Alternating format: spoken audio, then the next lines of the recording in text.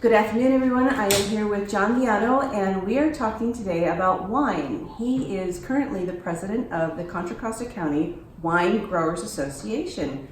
Thank you for taking the time today, John. You're welcome. Tell me a little. Thank you. Tell me a little bit about the organization. What's the focus? The focus has been to try and promote the wines and grapes of Contra Costa County, trying to elevate the level of awareness as well as quality. And that covers Contra Costa County, includes Martinez all the way to Knightson, Brentwood, Discovery Bay, Byron, and a lot of everything in between. Basically, Contra Costa County is Yeah. what we're talking about. Anybody in Contra Costa County can be a part of it. Exactly. And the association is not just growers. No. It is Growers, vintners, home winemakers, tasters, enthusiasts, basically anybody who's interested in trying to promote Contra Costa County as a wine growing region. And currently, we're kind of like in a black hole, for lack of a better way to put it. There's, we are not covered by any of the existing AVAs. Currently, there's parts of Contra Costa that are. Okay. The eastern county is not. We can be considered Contra Costa County as a geographic location with Contra Costa County, but it's not a quote recognized AVA. So we've got things around us. Central Coast comes from like Paso Robles all the way up around the top all the way of up to Livermore. all the way up to Livermore. Then there's San Francisco, and then there's what's the other side of the hill? Those are the ones I'm not familiar with. Sacramento. There's Sacramento. There's Tracy. I don't know if the Delta is their own. North Coast. And North Coast gets split up into several from there. I know that the organization is not real well known in the area. What do you think most people don't really know about the association? Well, people in general don't realize that Contra Costa has grapes or wine. Right. We're more of a population county. What once had 50 wineries and probably 4,000 acres of grapes dwindled down to one winery and about 400 acres of grapes. And as of 2000, there's been a resurgence. We're up to almost 2,000 acres of vineyard again and about 18 bonded wineries. Wow. So, I mean, we're here in Martinez because that's where you guys are located, and you have 64 acres? About 60. About 60. And so, Brentwood, Discovery Bay, and I'm going to include Byron in this because of the agriculture part of that. That it has over 30 labels coming out of it, or something like that right now, give or take. Let's put it this way. So, clients. Let's say there's some labels that are from Contra Costa, but you don't know it.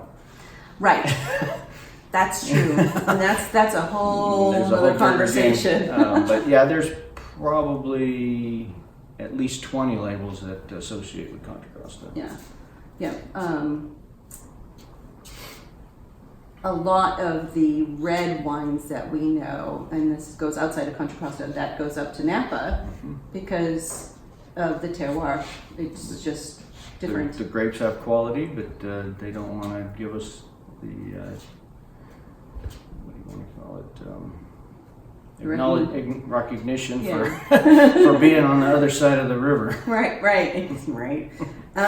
What do you like about being a leader? You've been in this position a long time. It has its moments, I suppose. There's the challenge of trying to get things done, trying to have foresight, trying to get others to find foresight. But there's a challenge to it, and that's probably the basis of it. I've always been challenge driven. What do you think you could offer an aspiring leader? Don't be afraid to speak up. Mm-hmm. You have to share your ideas. If you have something that isn't being presented, you should present it. Yeah. The worst question is the one not asked. And it always helps to have new ideas. It may not always be everyone's acceptance, but new is good, Yeah. or change is not forbidden. Don't be afraid. What do you think the organization holds in the future?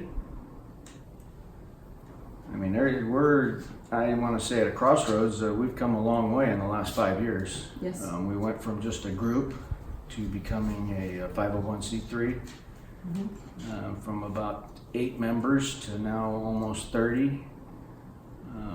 Hopefully we can get some more of the growers involved. Yeah. It's been a challenge trying to get the growers to see a value when what they see is the wine or the vintners seem to get the accolades, but if it wasn't for the vintners getting some accolades, the area itself would not be seen at all. Yeah, so the main focus currently is trying to accomplish an AVA. We're trying to get the Eastern County into an AVA, hopefully get an extension of Central Coast and give us a few more options for the growers. And at the same time, we may actually go for Contra Costa as an AVA, even though we can already use it on the label. Just make it so that it's recognized as well. And it's not recognized the value or the quality of the wines that are produced in the county. If you guys can see behind us, there's just a few ribbons sitting behind us, and this is not just for this winery. There's 5 or 6 of them that hit it this year from the Chronicle and some of the others. I think Chronicle competition, we got, I think there was about 30 medals countywide, and there were somewhere in the range of 15 at Central Coast, and there were even 4 or 5 at the State Fair. What's your favorite thing to do in Brentwood? I mean, I know you're not a regular around Brentwood, but you are there often. Drink wine. Wait a minute, did I hear you right? A lot of times I drink beer in Brentwood. We have a lot of microbreweries in Brentwood. We've been really graced with that. John, I want to thank you for your time today, and everyone, thank you for watching, and I hope you enjoyed.